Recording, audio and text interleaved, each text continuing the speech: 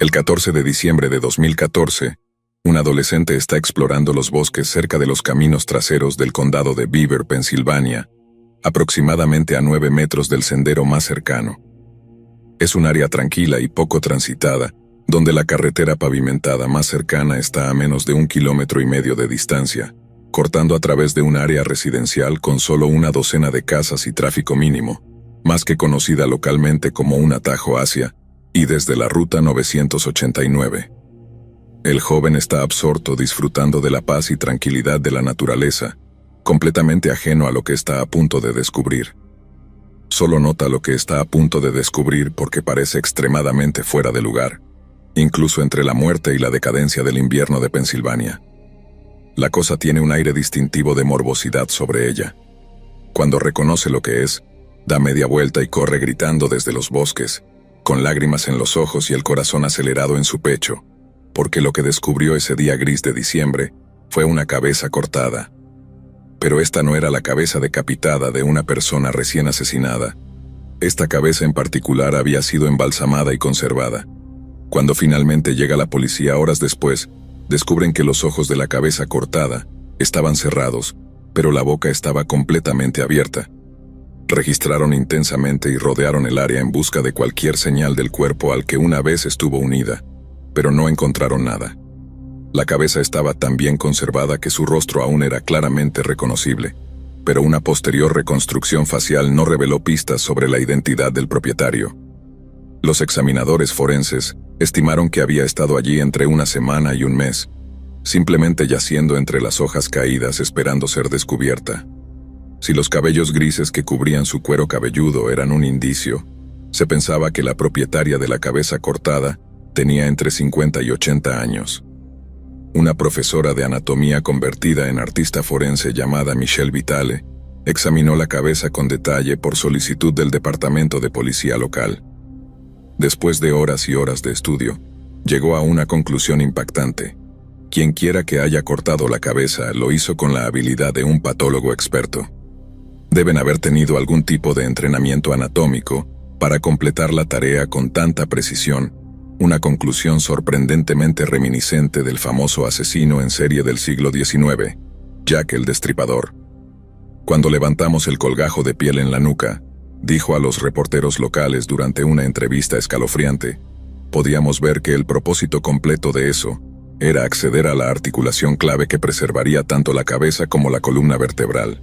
No es alguien que usara un cuchillo de cocina o algo remotamente similar. Fue bien hecho y estaba perfectamente ubicado.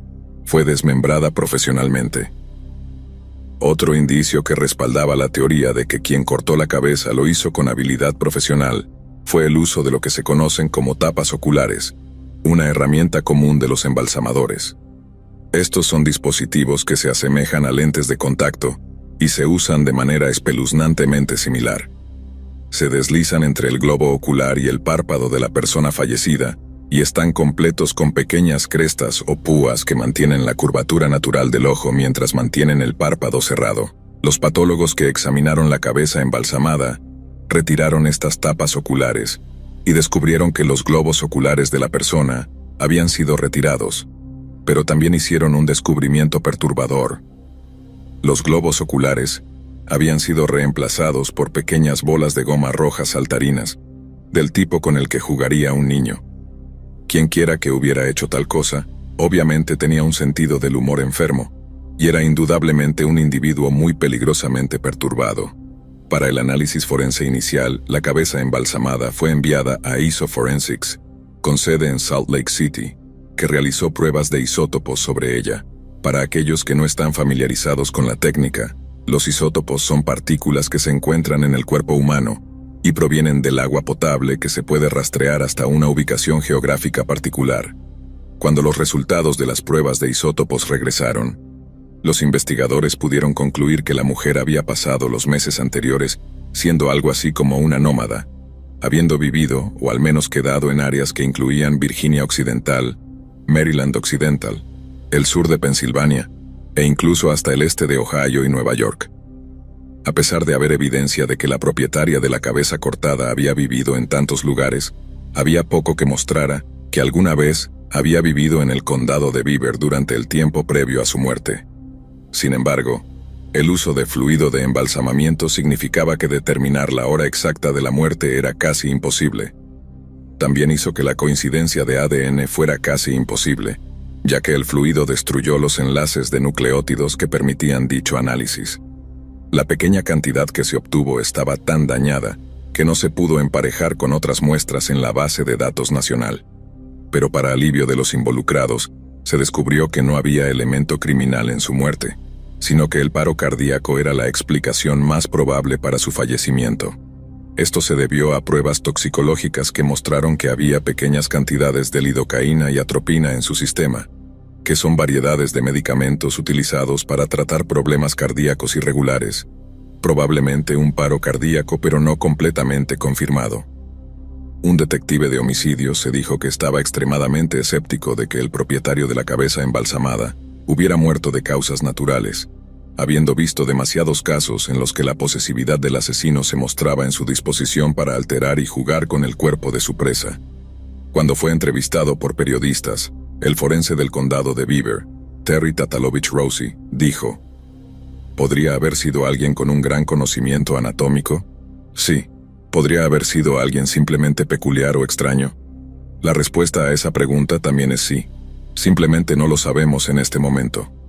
Michael O'Brien, el jefe de policía del municipio, afirmó que la cabeza embalsamada se encontró tan lejos de la carretera que era completamente imposible que simplemente hubiera sido arrojada desde un automóvil que pasaba.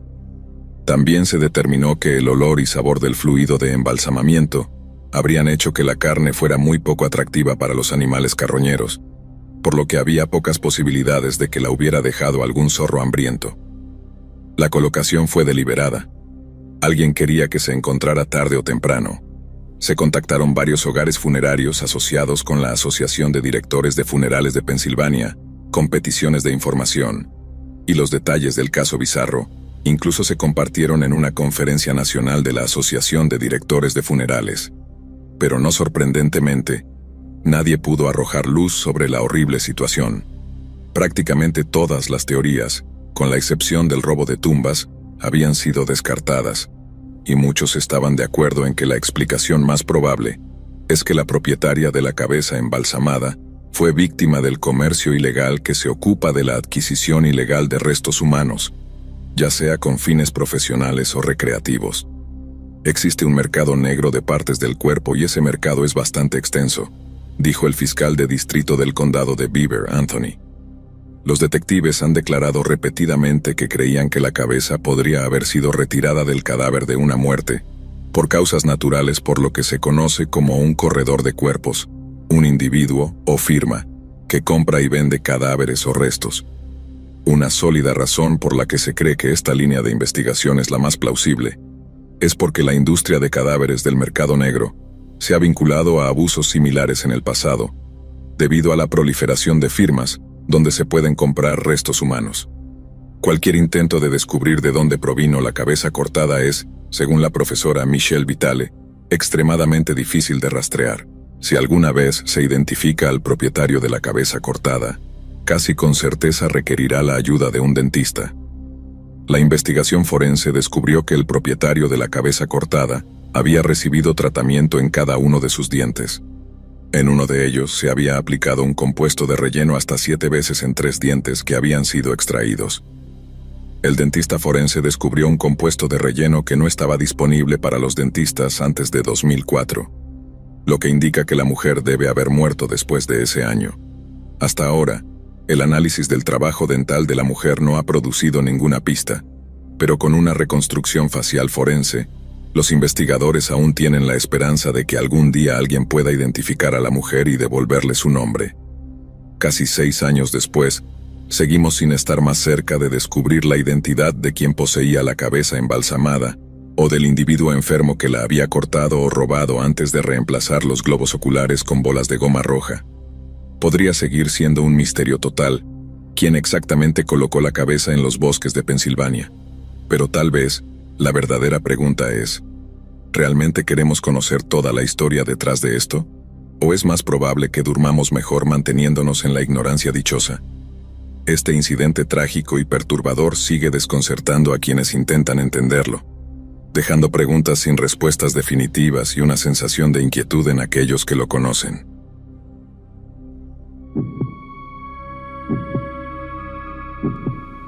David Glenn Lewis nació en Borger, Texas, en 1953, el segundo de dos hijos de Herschel y Esther Lewis.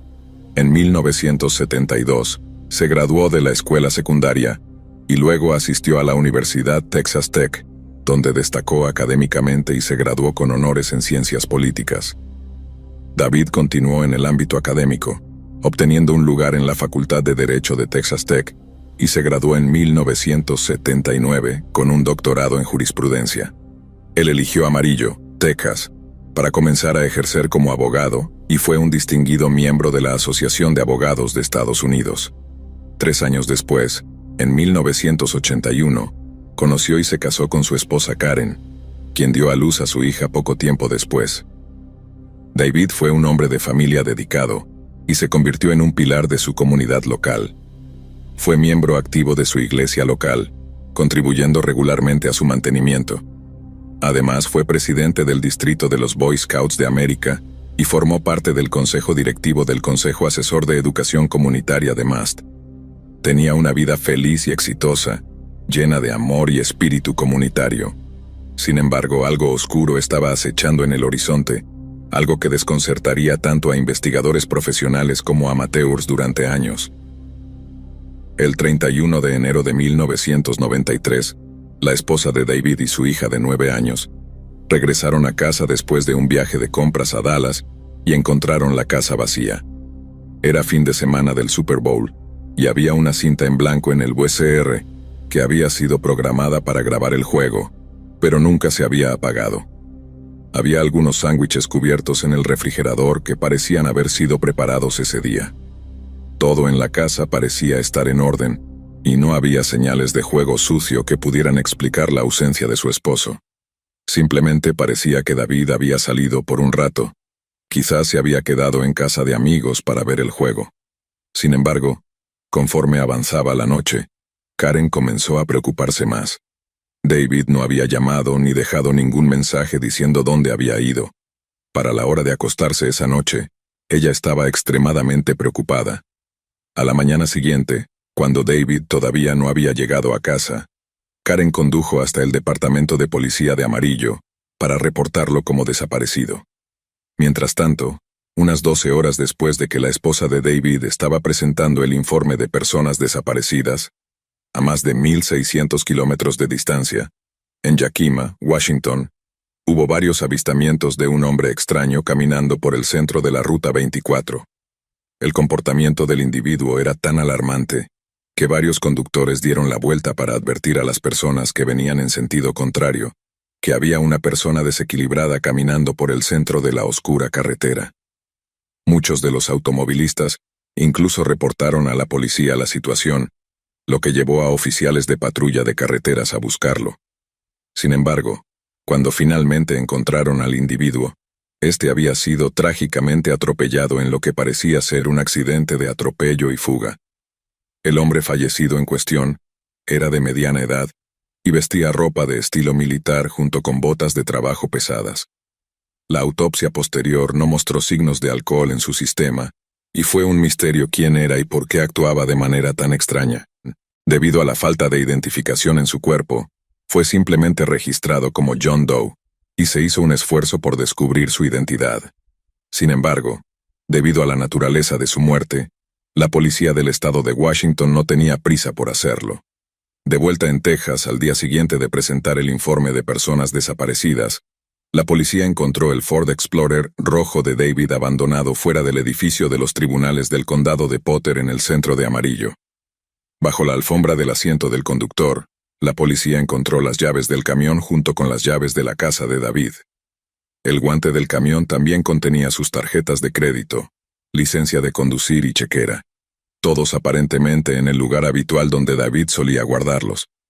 Sin embargo, a pesar de tal hallazgo, la policía no tenía pistas reales sobre su paradero actual.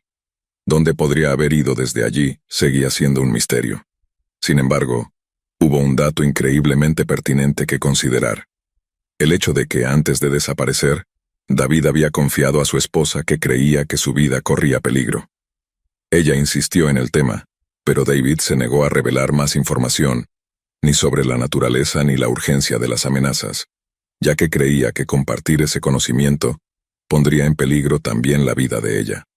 Al hablar con la policía, Karen les dijo que sospechaba que esta amenaza estaba relacionada con su trabajo como abogado, que algún cliente enojado o insatisfecho lo había culpado por un fracaso de su parte, posiblemente resultando en una sentencia de prisión, y deseaba venganza.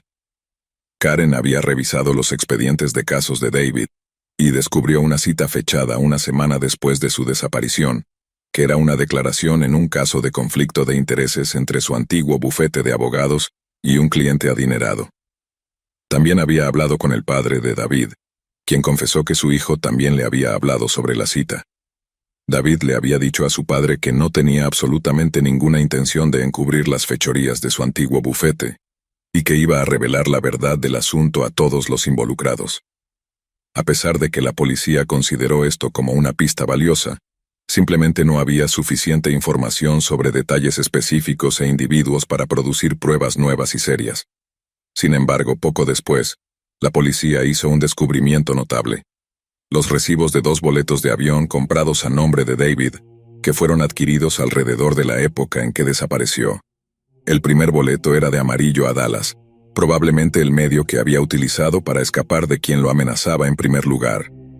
El segundo boleto era desde el Aeropuerto Internacional de Los Ángeles de regreso a Dallas, un vuelo programado para el mismo día en que se encontró el cuerpo de John Doe en el estado de Washington. Sin embargo, exactamente cómo David pretendía usarlos no está claro. ¿A quién estaba buscando llevar desde Los Ángeles a Texas? ¿Alguien que pudiera protegerlo de aquellos que buscaban sangre?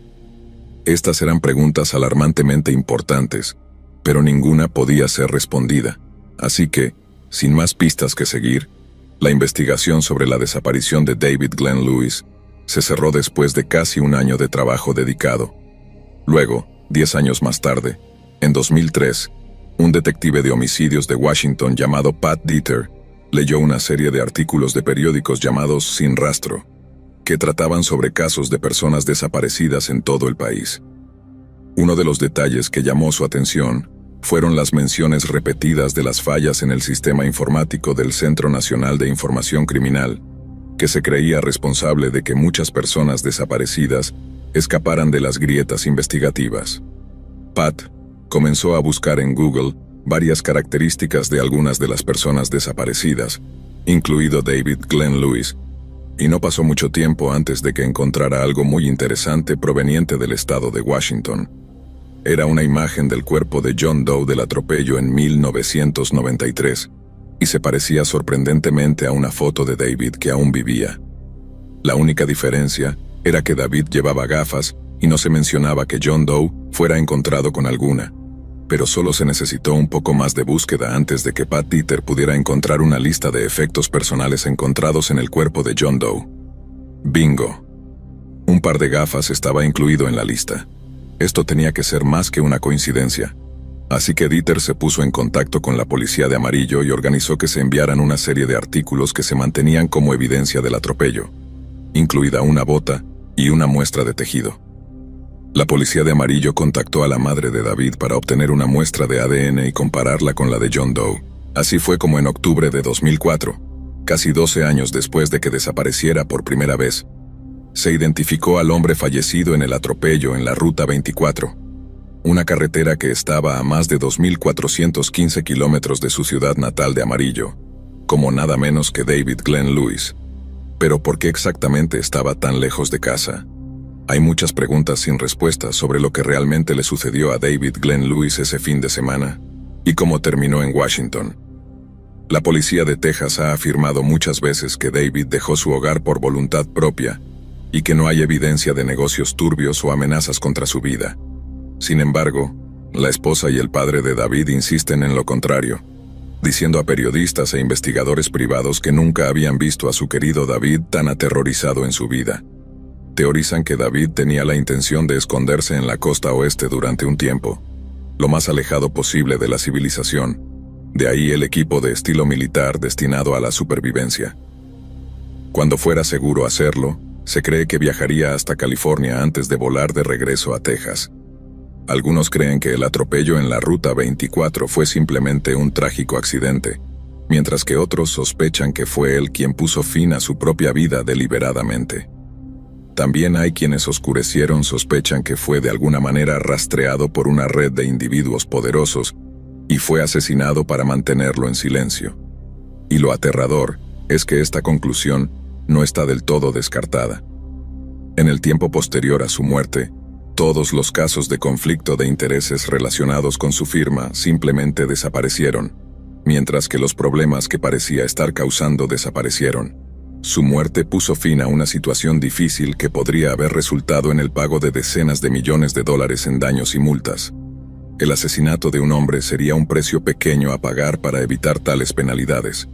El único indicio que sugiere que David estaba siendo seguido hasta Washington es el hecho de que parecía no estar dispuesto a alquilar un automóvil una vez que llegó allí. Estaba a pie cuando murió, y no tenía documentación de alquiler consigo. Esto podría indicar que había alquilado y abandonado un vehículo. Si estaba libre de rastreo en Washington, no habría sido gran problema alquilar un camión para moverse más fácilmente. Pero ese no fue el caso al final. Estaba caminando arriba y abajo por el centro de la carretera en plena noche, probablemente intentando detener un vehículo para poder hacer autostop y salir del área.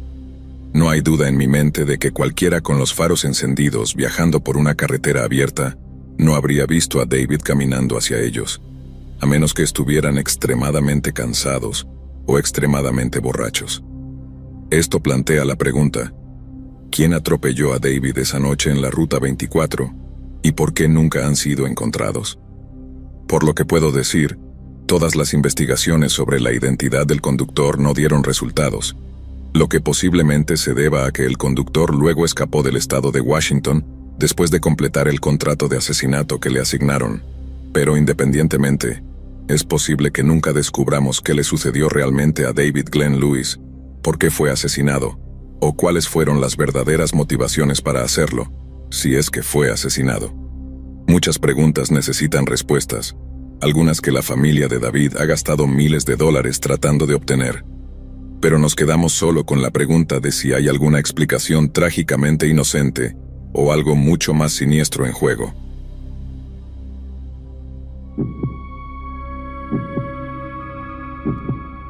Demetrius Griffin Jr. nació y creció en Chicago, Illinois, y recientemente había comenzado la escuela secundaria. Tenía unos penetrantes ojos azules, algo raro para un afroamericano, y se decía que era muy educado hasta el punto de tener una forma de ganarse el cariño de la gente, especialmente de los adultos que lo conocían. Sus antiguos maestros de la escuela intermedia recuerdan al joven como algo bromista, el chico que siempre parecía hacer reír a sus compañeros de alguna manera, pero en general parecía ser notablemente diferente a otros niños de su edad. Era gentil y generoso, con un espíritu deportivo, y nunca se vio involucrado en peleas en el patio de recreo, optando en su lugar por hacer amigos y traer un poco de luz a lo que de otro modo serían vidas bastante sombrías. Estaba bien motivado y destacaba académicamente, especialmente en matemáticas y ciencias. Parecía estar especialmente emocionado por comenzar la escuela secundaria y entrar en el próximo capítulo de su vida, con el sueño de participar en las diversas competiciones en las que estaba involucrado el equipo de natación de la escuela secundaria. Para mantener a su joven hijo seguro, los padres de Demetrius le impusieron un estricto toque de queda, uno que él cumplía sin falta. Pero el 16 de septiembre de 2016, Demetrius y un amigo suyo caminaban juntos a casa desde la escuela secundaria, hasta que tuvieron que separarse a poca distancia de su hogar. Sin embargo, esta fue la última vez que alguien lo vio, y pasaron rápidamente las horas con él, ausente de su toque de queda. La madre de Demetrius dijo que esto era tan inusual en su hijo que supo de inmediato que algo no estaba bien. A la mañana siguiente, alrededor de la 1:30 de la madrugada, la policía respondió a informes de un incendio en un contenedor de basura no muy lejos de la casa de Demetrius.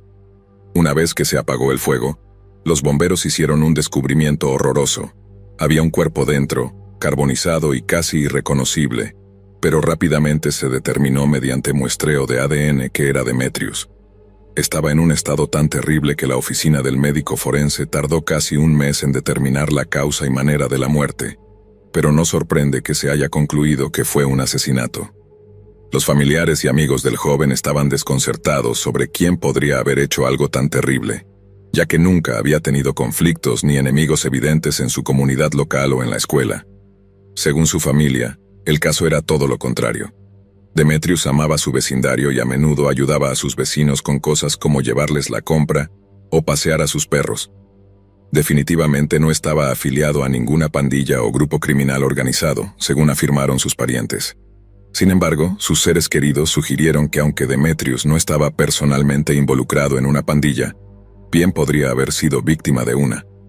Lo que sucedió esa noche bien podría haber sido un caso de identidad equivocada, o implicar algún tipo de iniciación de pandillas, o alguien que quería ingresar a la pandilla podría haber tenido que matar a una persona inocente, como una especie de siniestro juramento de lealtad.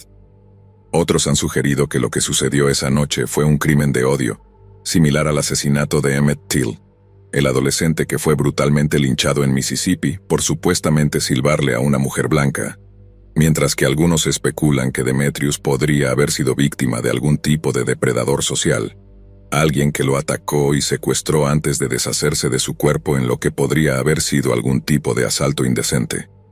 Alguien robó la vida de un miembro de la iglesia local, del club de niños y niñas local, y de un miembro potencial del equipo de natación de la escuela, y la policía estaba completamente desconcertada sobre quién podría haber hecho algo tan terrible a un joven tan brillante e inocente. Sin embargo, también vale la pena señalar que Demetrius no fue la única víctima en Chicago que fue encontrada asesinada y quemada en un contenedor de basura. 9 años antes, en 2007, 2 mujeres fueron encontradas estranguladas, desnudas y arrojadas en un cubo de basura en llamas cerca de Washington Park, dentro de días uno de otro. La primera mujer fue identificada como Teresa Boone, de 21 años, quien estaba embarazada en el momento de su muerte, y su cuerpo fue rociado con líquido inflamable antes de ser incendiado. Un poco más de 24 horas después, se descubrió a la segunda víctima, a solo 3,5 kilómetros de donde se encontraba Teresa, de manera escalofriantemente similar. La segunda mujer, que más tarde sería identificada como Hazel Lewis, de 52 años, fue descubierta por bomberos que respondían a llamadas sobre el incendio en el contenedor, en el que sus asesinos intentaron deshacerse de ella. Obviamente había algunas similitudes dolorosamente claras entre las 2 víctimas, como el hecho de que ambas eran mujeres de ascendencia afroamericana. Ambas fueron encontradas a pocas cuadras de Washington Park, en el lado sur de Chicago, y ambas fueron asfixiadas antes de ser quemadas. En el momento de los asesinatos, la portavoz de la policía de Chicago, Monique Bond, informó a los medios locales que los investigadores estaban considerando la posibilidad de que los asesinatos hubieran sido cometidos por un posible asesino en serie. Casi 15 años después, los asesinatos de Teresa y Hazel siguen sin resolverse por completo, y desde entonces ha habido varios asesinatos más en los que las víctimas de todas las edades han encontrado un destino similar. ¿Podría Demetrius Griffin Jr. haber sido víctima de este mismo asesino? Y si es así, el asesino del contenedor de basura todavía podría estar vagando por las calles de Chicago en busca de la próxima víctima.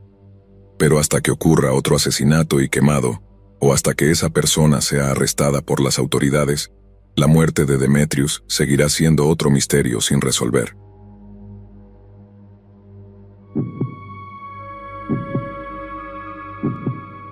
Mateusz Kowecki, de 30 años, era originario del pequeño pueblo de Hudgau en el sureste de Polonia.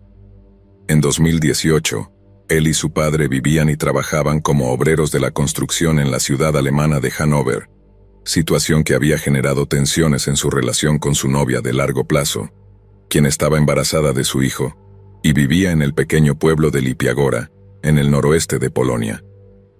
Mateusz estaba decidido a ser el mejor padre posible, razón por la cual había abandonado su vida en Polonia para ganar un salario considerablemente más lucrativo en Alemania. En este contexto, le había prometido a la madre de su primogénito que haría todo lo posible por estar presente en el nacimiento. El 28 de marzo de 2018, después de largos 9 meses de embarazo, Mateusz recibió la llamada que había estado esperando. Su novia, para entonces su prometida, había entrado en trabajo de parto. Rápidamente Mateusz saltó a su BMW 525 de 1998 y aprovechó al máximo la ausencia de límite de velocidad en la autobahn alemana para recorrer rápidamente la distancia hacia la frontera polaca y su prometida en Lipiagora. Recibió la noticia a las 11:30 p.m. y con una distancia de 650 kilómetros por recorrer a través de Alemania, se esperaba que llegara al pueblo de su novia entre las 8 a.m. y las 9 a.m. del día siguiente. A pesar de su dedicación por estar presente en el nacimiento de su hijo, Mateusz nunca llegó a Lipiagora. Más tarde, cuando los investigadores lo interrogaron, el padre de Mateusz afirmó que recibió una llamada de su hijo la mañana del 29 de marzo, alrededor de las 10:30 a.m., en la que Mateusz le dijo que había estado atascado durante unas 2 horas en un gran atasco de tráfico cerca de un lugar llamado Stretching, en el lado polaco de la frontera, a poco más de 160 kilómetros de Lipiagora.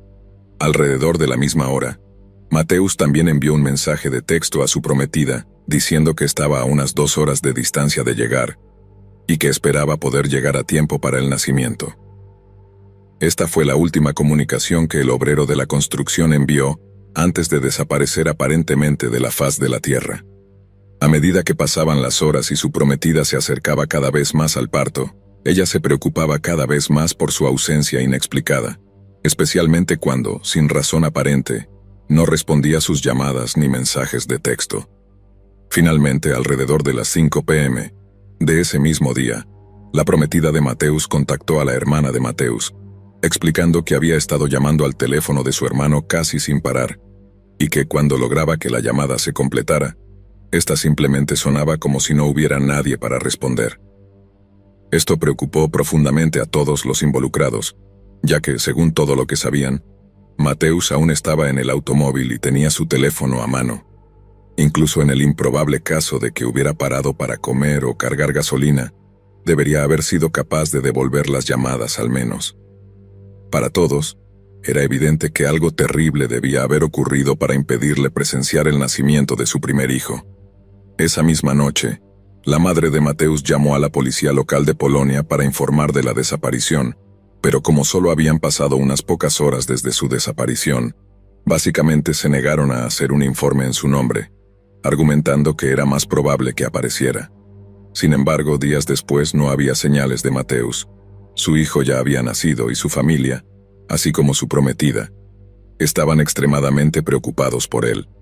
Hicieron esfuerzos para informar de su desaparición a las agencias policiales tanto en Alemania como en su Polonia natal, pero las autoridades alemanas se negaron a iniciar una investigación ya que sus homólogos polacos ya habían comenzado una. Una cosa que era evidente durante toda la investigación era la actitud claramente no cooperativa mostrada entre la policía alemana y polaca.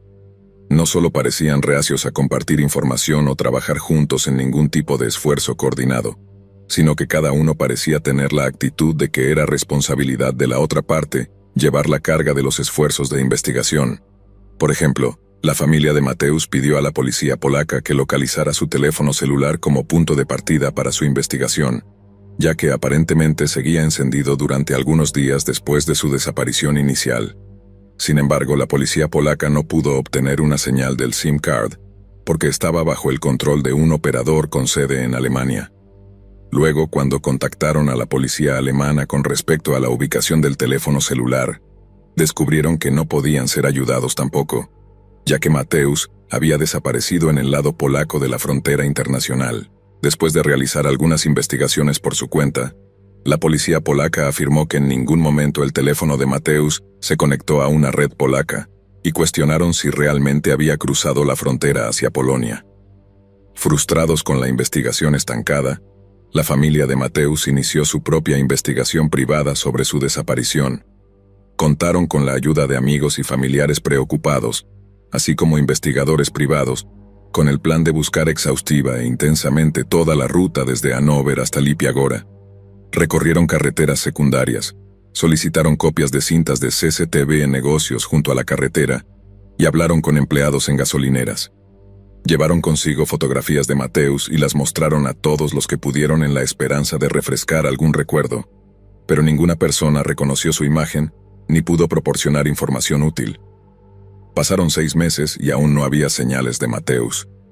Lo que era aún más confuso es que parecía que no solo él había desaparecido de la faz de la tierra, sino también su automóvil y su teléfono. La desaparición del primero no sería tan fácil de ocultar o desechar. Durante esos 6 meses, su familia apareció en programas de actualidad y noticias polacas apelando por información y quejándose de que la policía a ambos lados de la frontera no estaban haciendo lo suficiente para encontrar a su pariente desaparecido. Entonces, el 12 de septiembre, con la familia rápidamente perdiendo la esperanza de volver a ver a Mateusz, un vecino de su madre llamó a su casa para preguntar por el establo familiar. El establo estaba bastante cerca de la propiedad del vecino, y sospechaban que uno de los animales que albergaba había muerto durante un periodo de frío, ya que durante las partes más cálidas del día, se podía detectar un olor extremadamente desagradable cuando se estaba cerca. La madre de Mateusz investigó la situación, pero encontró que todos sus animales estaban vivos y saludables. Sin embargo, el olor persistía. El establo en cuestión tenía una sección amurallada que servía como espacio de almacenamiento para equipos agrícolas, pero la albañilería significaba que había un pequeño techo en la estructura. Dado que se había buscado en todas las partes del establo excepto el pequeño techo, la madre de Mateusz, junto con el vecino, usó una escalera para subir a él. Lo que descubrieron los horrorizó. Sobre la albañilería, había lo que al principio parecía ser un montón de ropa. También había 2 sogas para ahorcar colgando de las vigas, y lo que parecía ser una mochila de algún tipo cerca del montón de ropa. Pero tan pronto como uno de los 2 brilló una linterna sobre el montón de ropa, descubrieron que era en realidad un cadáver humano, aún vestido con la ropa en la que había muerto. Aunque el cadáver estaba demasiado descompuesto para ser reconocible, estaba claro que la cabeza había sido separada del cuerpo. La conclusión parece obvia, pero hay que recordar que Mateusz no se dirigía a Hutgau, su pueblo natal, sino al de su prometida, que estaba en el lado opuesto de Polonia con 595 kilómetros de distancia. Su pueblo natal no estaba en absoluto en la ruta hacia Lipiagora, y no había razón para creer que pudiera haber estado cerca de Hutgau. Sin embargo, para la desesperación de su familia, el cuerpo fue determinado como el de Mateusz. Sorprendentemente, la causa de su muerte fue considerada como que él mismo se había quitado la vida. Esto fue completamente absurdo dado que uno de los zapatos del joven fue encontrado en el establo con un pie aún dentro. También se descubrió que algunos de sus dientes habían sido golpeados y que estaba atrapado en su ropa en una masa de vísceras secas. Lo que sea que le haya sucedido a Mateusz, obviamente involucró violencia y desmembramiento de alguna forma, y la familia estaba indignada de que pistas tan obvias se hubieran pasado por alto de manera tan negligente. Aunque es completamente posible que el cráneo de un cuerpo colgado se desprenda después de un tiempo durante el periodo de descomposición, los dientes golpeados fueron una clara señal de que algo no estaba bien. Quizás uno de los detalles más curiosos que rodean los artículos dejados en el techo de albañilería es una botella de jugo de naranja vacía que se encontró en la mochila. La familia de Mateusz insistió en que a él no le gustaba el jugo de naranja ni los cítricos en general, y que esto era una evidencia sólida de que había sido asesinado por alguien que luego había desechado la botella vacía dentro de la mochila. Sin embargo, la policía polaca se negó a considerar esto como una pista seria, y aparentemente no se molestó en verificar la botella en busca de huellas dactilares o material de ADN en ningún momento durante la investigación. Pero el misterio más destacado de todo el caso, aparte de los eventos que rodean la muerte real de Mateusz, es qué sucedió con su automóvil, un BMW 525 de 1998, con el que salió de Hannover. Nunca se encontró ni en Alemania ni en Polonia, al igual que las llaves del automóvil o el registro del vehículo, que teóricamente deberían haber estado en la billetera de Mateusz, que de hecho fue encontrada en la mochila dejada en el establo de la familia. Lo que es más, a pesar de reaparecer en su pueblo natal en algún momento, nadie vio a Mateusz ni a su automóvil. A todos los efectos, parece que de alguna manera se infiltró en su pueblo natal para poner fin a su propia vida en el establo de su familia.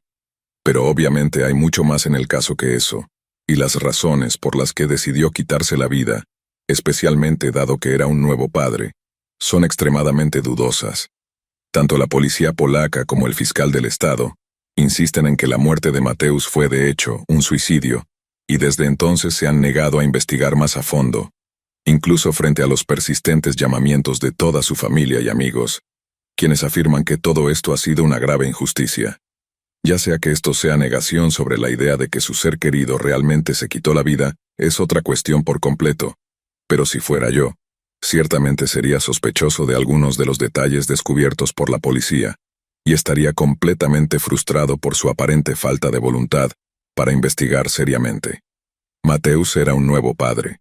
Tenía una prometida amorosa y le iba extremadamente bien en su carrera elegida en la construcción, por lo que hay pocas razones para creer que tenía esas ideaciones para quitarse la vida. Pero, por otro lado, dada la naturaleza insidiosa de la depresión y las enfermedades mentales, es una posibilidad que no podemos descartar por completo a pesar de las evidencias en contrario. Dado el rechazo de la policía de investigar más a fondo, es posible que nunca sepamos realmente qué le sucedió a Mateusz en medio de su desaparición inmediata. Y si es de hecho el caso que fue asesinado, y su suicidio fue escenificado para evitar que los investigadores persiguieran a un sospechoso, es completamente posible que su asesino todavía esté libre para deambular por Europa Central a su gusto, sintiendo una sensación sombríamente satisfecha de que literalmente se ha salido con la suya.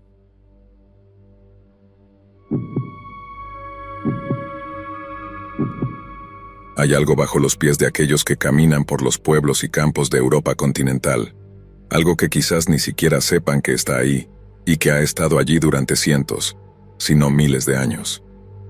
Esta es la historia de los Herstal. Los Herstal son una serie de túneles que serpentean a través de Europa continental en una enorme red. Hasta ahora se han descubierto poco más de 2000, pero algunos piensan que el número real podría ser el doble o incluso el triple de esa cifra.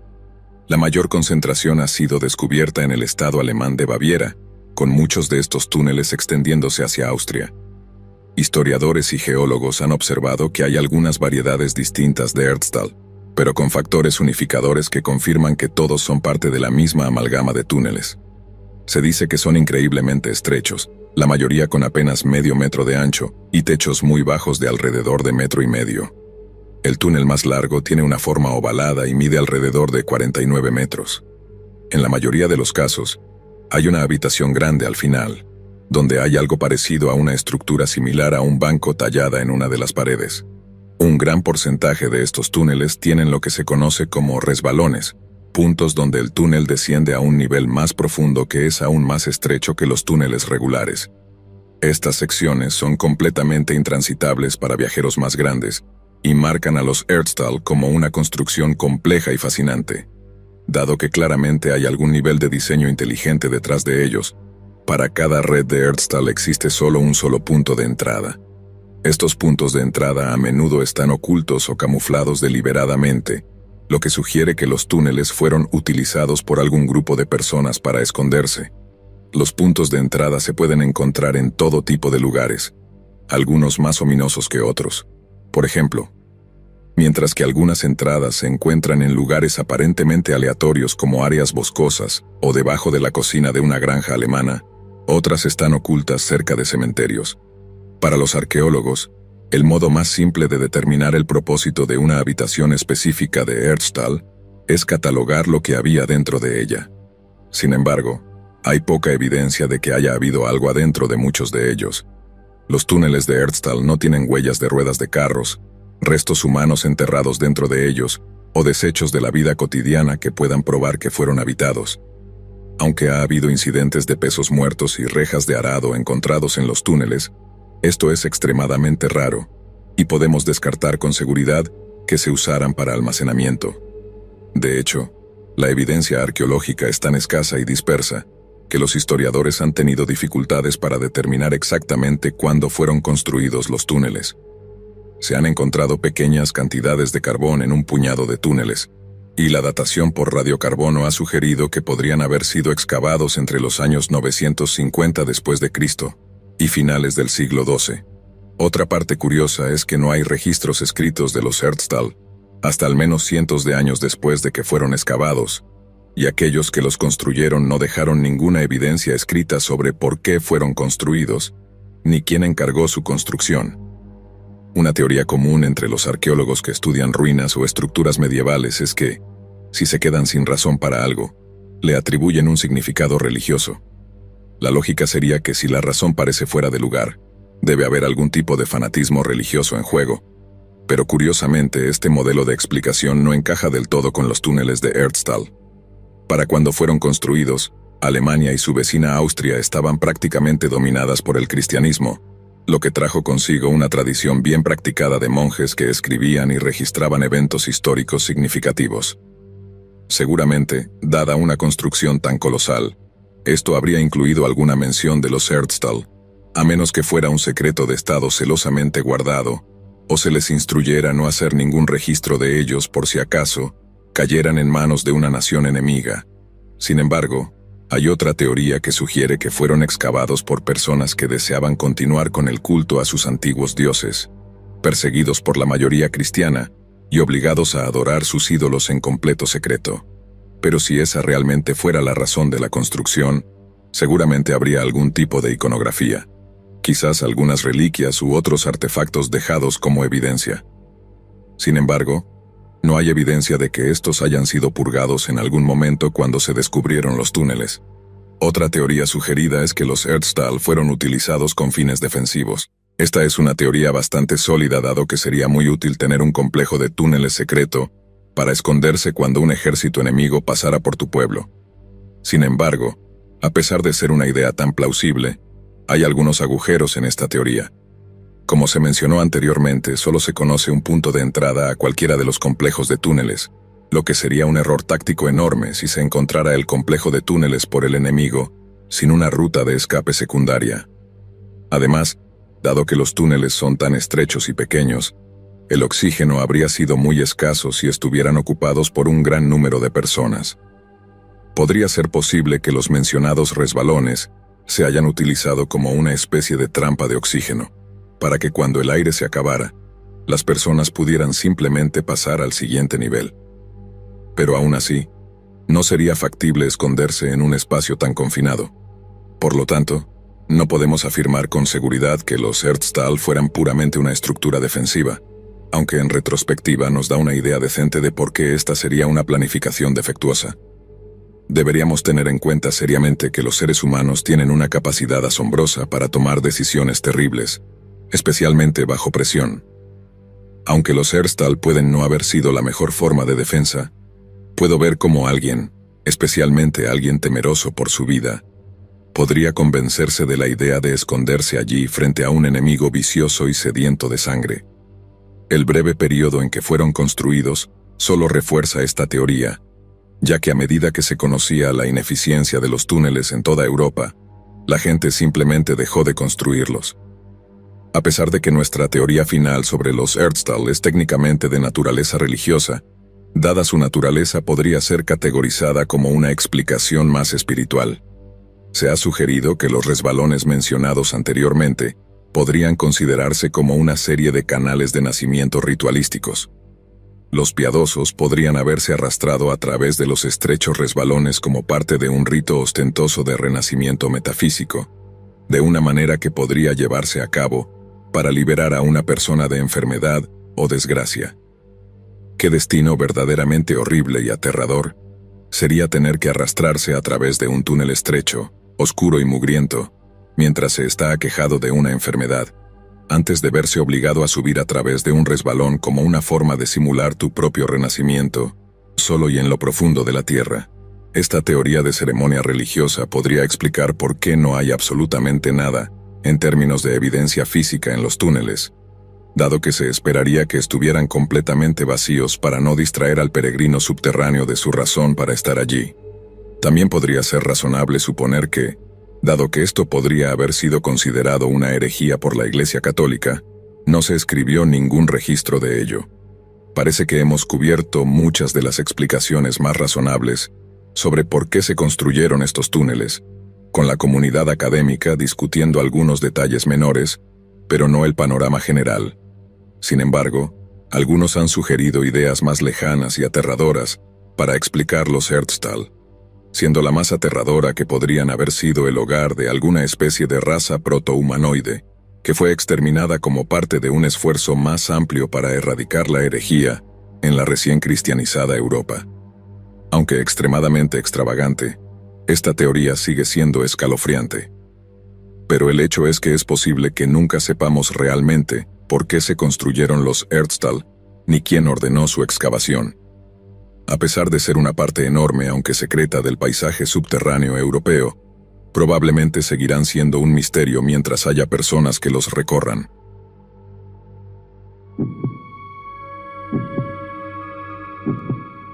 Hay pocos que no estén familiarizados con la historia del flautista de Hamelin. La historia es sencilla. La ciudad de Hamelin está siendo asolada por hordas de ratas cuando aparece un misterioso flautista, declarando que puede salvarlos de las masas de roedores. Los habitantes le ofrecen una cantidad obscena de oro para remediar la situación, y el flautista toca una melodía especial en su flauta que hace que todas las ratas lo sigan fuera de la ciudad, donde las conduce hacia un río y las ahoga. A su regreso a Hamelin, el flautista encuentra que los habitantes se niegan a pagarle, juzgando su trabajo como demasiado fácil, y por lo tanto indigno de pago. En venganza, el flautista toca otra melodía en su flauta, una que fascina a los niños del pueblo para seguirlo, tras lo cual ni ellos ni el flautista son vistos nuevamente. Sin embargo, lo que la mayoría de los que conocen esta historia parecen no darse cuenta es que esto no es una leyenda, sino que parece ser un evento muy real que ocurrió en Alemania durante el siglo XIII. Había un lugar en la ciudad de Hamelin conocido como la Casa del Flautista, un lugar que alberga una placa que data de 1602, que dice que en 1284, el 26 de junio, el día de San Juan y San Pablo, 130 niños nacidos en Hamelin fueron conducidos fuera de la ciudad por un flautista vestido con ropas multicolores. Después de pasar por el Calvario cerca de la montaña Koppenberg, desaparecieron para siempre. También hay registros históricos de una vidriera en la iglesia de San Nicolás que data del inicio del siglo XIV, que representa al flautista de Hamelin llevando a los niños desaparecidos. Está inscrita con palabras en latín que dicen: el día de Juan y Pablo, 130 niños en Hamelin fueron llevados al Calvario y se perdieron en tal cuenta. El manuscrito Lüneburg, pensado que fue escrito en el 1450 después de Cristo, cuenta de un monje que afirmó que un músico de unos 30 años, vestido con ropas multicolores, llegó a la ciudad y llevó a los niños mientras estaban en algún tipo de trance histérico. También existe un relato del evento en los registros de la ciudad, datado en 1384, que dice que han pasado 100 años desde que nuestros niños partieron. Lo interesante de estos relatos es que la fecha del evento en cuestión siempre es la misma, el día de San Juan y San Pablo, o el 26 de junio de 1284, y que el número de niños que desaparecieron también es siempre el mismo. Entonces, ¿qué ocurrió realmente en Hamelin, Alemania, en ese fatídico día? Hay quienes han teorizado que el flautista era en realidad algún tipo de reclutador que organizaba migrantes, peregrinos o reclutas militares, utilizando su ropa colorida y su flauta para atraer a posibles reclutas.